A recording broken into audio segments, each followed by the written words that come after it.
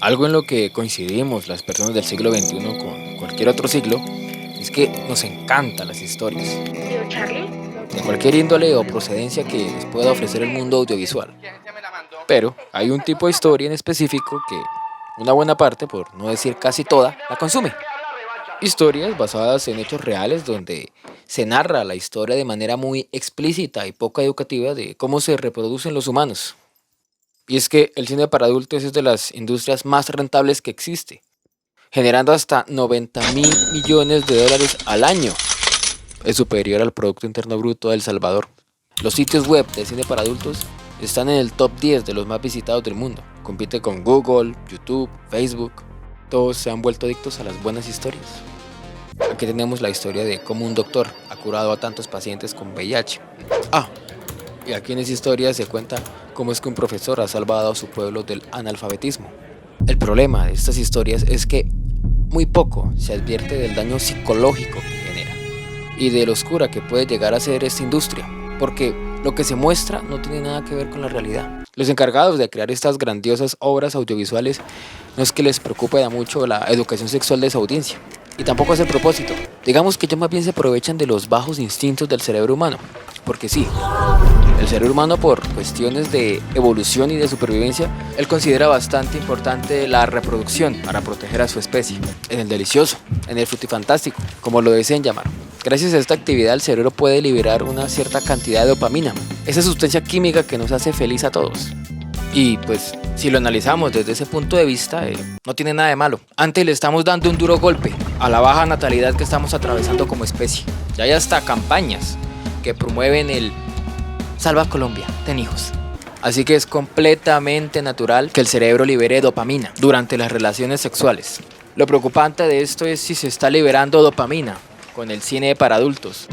El cerebro, al ver estas imágenes tan estimulantes, no lo va a captar como una historia bastante exagerada, sino como una oportunidad de reproducción. Y como el cine para adultos es un contenido de muy, pero muy fácil acceso, pues es una manera muy fácil de engañar al cerebro para liberar dopamina. ¿Y qué ocurre con el cerebro cuando se libera dopamina?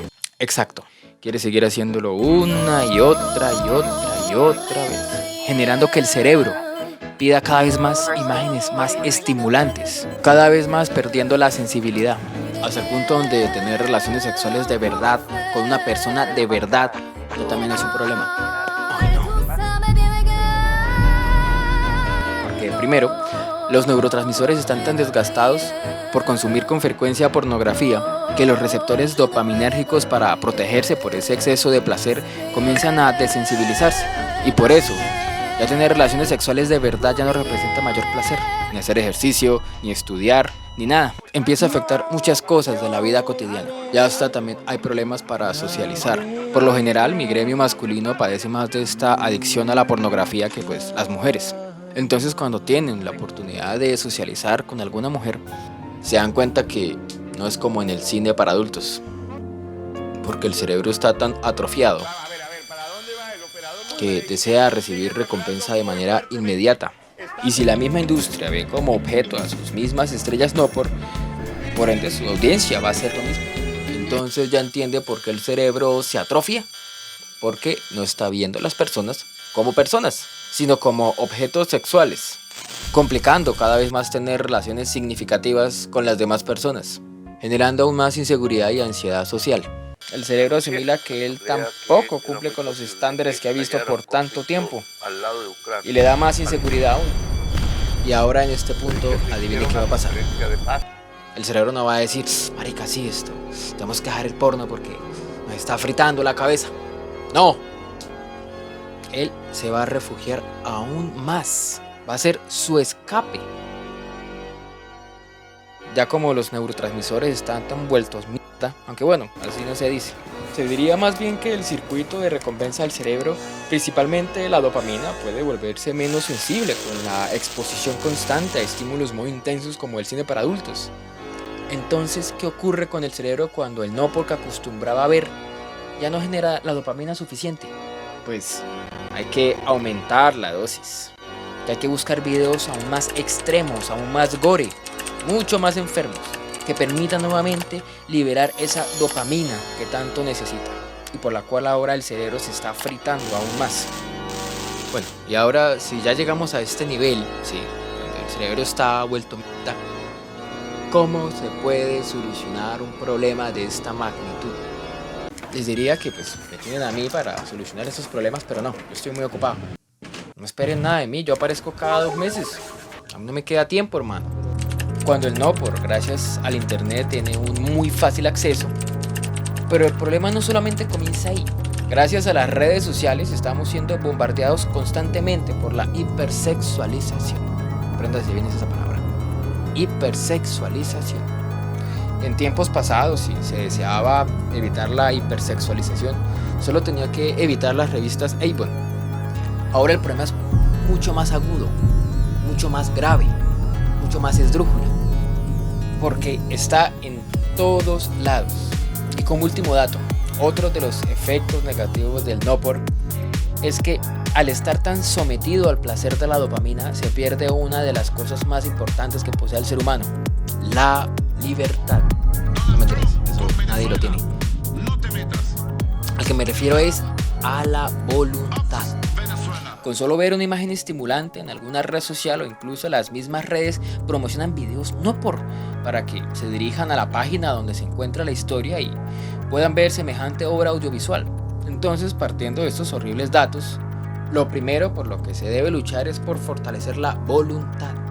Si analizando este video se da cuenta que padece de todos estos síntomas, hermano, significa que está llevado. Pero en un caso hipotético en el cual desea dejar el Nopor, primero, cambie esa porquería de algoritmo que tiene.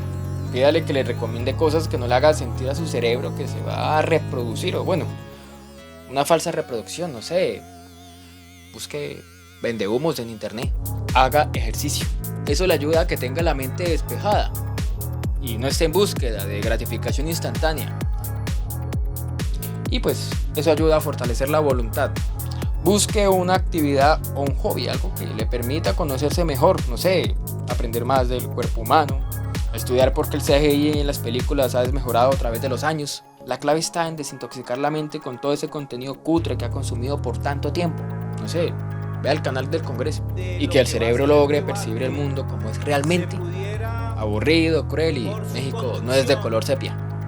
El cine para adultos solo es rentable para los que lo producen, porque producirlo es muy económico. Y gracias a toda su audiencia, que una gran parte padece de esta adicción crónica, no hay temor que esas producciones de bajo presupuesto entren en pérdida, como ocurre en el cine, que invierten millones de dólares y no hay garantía de que haya un buen retorno de dinero. Tron no merecía que le haya ido mal en la taquilla. El cine para adultos se llegó a normalizar tanto, quizás porque las personas que lo consumen no representan un peligro para la sociedad, como se cree que ocurre con las personas que juegan videojuegos.